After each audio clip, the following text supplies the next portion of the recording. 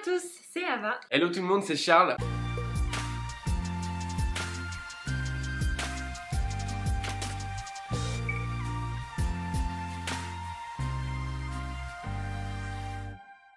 On espère que vous allez merveilleusement bien aujourd'hui. Nous, comme toujours, on a la pêche. Les fêtes approchent, on a hâte de faire toutes ces bûches pour notre famille. Et de manger du foie gras.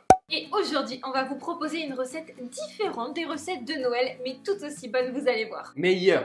Aujourd'hui, on va faire une recette qu'on a envie de faire très longtemps, mais qui nous fait à moitié flipper parce que dès qu'on touche à du Cédric Grolet, vous l'avez vu de toute façon sur la miniature, on sait que ça va être tendu. On a trouvé donc la recette dans son merveilleux bouquin qui est sorti il y a très peu de temps. Et donc, on se dit qu'on a envie d'explorer les recettes parce que peut-être qu'il y en a d'entre vous qui n'ont pas le bouquin et qui veulent quand même reproduire certaines recettes. Donc aujourd'hui, on va faire son flan qui est composé d'une pâte à brioche feuilletée et d'une crème pâtissière. De préparation, vous allez voir, c'est un petit peu compliqué quand même la brioche feuilletée. Vous pouvez déjà vous préparer à attendre des temps de repos, à faire en sorte que votre pâte ne soit pas trop élastique. C'est dans la tête tout ça, les gars. On va vous expliquer tout ça. On commence tout de suite avec cette fameuse brioche feuilletée. Dans le bol de votre robot muni du crochet, vous versez la levure, la farine, le sel, le sucre, les œufs battus et le lait.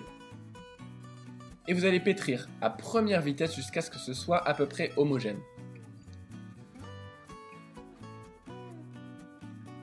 Une fois que ça l'est, vous passez en deuxième vitesse et vous mélangez pendant environ 5 minutes jusqu'à ce que la pâte se décolle de la paroi.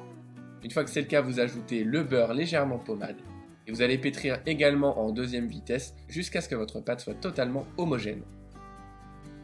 Une fois que c'est le cas, vous récupérez votre pâton et vous le filmez pour le laisser pointer pendant toute une nuit au réfrigérateur. Entre deux feuilles de papier sulfurisé, vous déposez votre beurre de tourrage, ou en tout cas le beurre le plus riche en matière grasse que vous trouvez dans le commerce, et vous le tapez entre ces deux feuilles jusqu'à faire un carré d'environ 20 cm de côté. Vous l'aplatissez bien, cette technique permet d'avoir un carré qui soit bien homogène.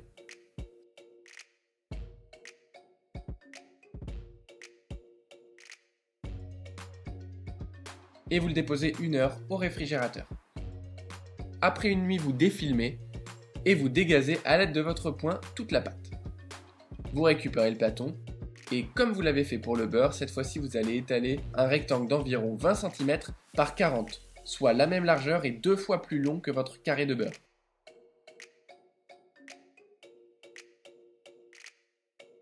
Vous vérifiez que vous avez la bonne taille, vous l'enfermez bien à l'intérieur de votre papier sulfurisé. Puis vous allez le mettre 15 minutes au congélateur, suivi de 15 minutes au réfrigérateur. Une fois qu'elle est bien froide, vous la retirez de son papier sulfurisé sur un plan de travail légèrement fariné. Vous allez pouvoir déposer votre carré de beurre en plein milieu de la pâte, découper très nettement avec un couteau bien affûté de chaque côté, pour éviter d'avoir à plier la pâte et ainsi de trop stresser le gluten. Vous fusionnez bien la pâte de chaque côté. Vous le faites bien épouser tous les bords, on ne doit plus voir le beurre. Vous farinez légèrement un plan de travail et vous allez l'étaler dans la longueur. Elle va être environ 4 fois plus longue qu'elle n'est large. Vous étalez sur environ 7 mm d'épaisseur. Vous coupez bien net les bords à l'endroit où il n'y a que du pâton et vous allez réaliser un tour double en rabattant le quart inférieur et le quart supérieur sur le milieu de la pâte. Puis vous réalisez le tour double en repliant le tout sur elle-même. Et de chaque côté, vous allez couper la pâte pour une fois de plus détendre le gluten. Ça, c'est une super astuce. Donc ici, on voit le deuxième côté. Et vous la réservez dans un film alimentaire pendant 10 minutes au congélateur suivi de 15 minutes au réfrigérateur. Vous faites un quart de tour avec votre pâte et vous faites un tour simple. Vous l'étalez cette fois-ci sur pas moins d'1 cm d'épaisseur et vous allez pouvoir réaliser un tour simple.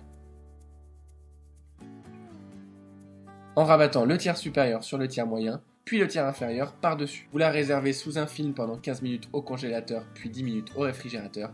Et vous allez pouvoir, toujours sur un plan de travail fariné, l'étaler cette fois-ci sur environ 4 mm d'épaisseur. Vous allez découper un cercle un tout petit peu plus petit que le cercle dans lequel vous comptez faire votre flan. Ici, on fait un cercle de 13 cm pour foncer un flan de 14 cm de diamètre. Et vous découpez une bande d'une hauteur légèrement plus haute que votre cercle à flan et d'une longueur d'environ 45 cm. En tout cas, si vous utilisez un moule de 14 cm comme nous. A l'aide d'un pinceau rempli de beurre pommade, vous badigeonnez entièrement le cercle pour pouvoir faire adhérer du sucre. Cette technique permettra de faire caraméliser le sucre et d'avoir une pâte extérieurement caramélisée. C'est hyper gourmand. Vous l'étalez tout le long de votre cercle. Vous faites bien fusionner les deux côtés et vous déposez votre cercle de pâte bien à l'intérieur qui doit normalement avoir la parfaite taille. Vous déposez le tout pendant au moins 2 heures au congélateur. Maintenant qu'elle est au congélateur, qu'elle est prête, déjà ça vous a pris 2 jours, donc déjà vous n'en pouvez plus. Ça y est, c'est Noël les gars. Petite sieste. Et maintenant on peut passer à la crème pâtissière, très très bonne, du lait légère. Vous prenez votre bonne gousse de vanille. C'est pas le moment de mettre une petite poudre de vanille. Vous sortez the gousse et vous nous faites une pâtissière de l'espace. En vrai, prenez ce que vous voulez. Dans un cul de poule, vous versez le sucre semoule sur les œufs et vous fouettez vivement. Vous ajoutez ensuite la fécule de maïs et vous homogénéisez le tout.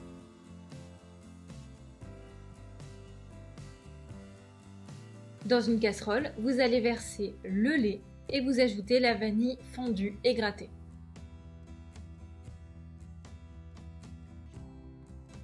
Vous portez le tout à ébullition et vous recouvrez d'un film alimentaire pendant 10 minutes pour laisser la vanille infuser. Vous récupérez ensuite la gousse de vanille et vous versez la moitié du lait sur la préparation précédente. Vous mélangez bien et vous remettez le tout à cuire à ébullition pendant environ 1 minute. Ensuite, vous allez pouvoir rajouter du beurre, on a oublié de vous filmer ce plan, et vous mixer à l'aide de votre mixeur plongeant. Vous venez ensuite verser votre crème pâtissière bien chaude dans votre fond de tarte bien congelé. Vous homogénéisez la surface et vous enfournez pendant 1 heure à 180 degrés. Vous décerclez une fois que votre flan est tiède. Et maintenant que notre flan vient de sortir du four, bon déjà ça sent encore une fois trop bon, on va pouvoir venir mettre un petit peu de nappage neutre sur le dessus. Vous allez voir que ça va tout sublimer. Pour terminer, vous pouvez badigeonner à l'aide d'un pinceau du nappage neutre légèrement chauffé. Et voilà, ça lui donne tout son brillant. Vous pouvez découper, vous allez voir, ça va croustiller. Et ça va être bien crémeux. On vous conseille de le laisser reposer pendant toute une nuit au réfrigérateur. Avant de le déguster, il ne sera que meilleur.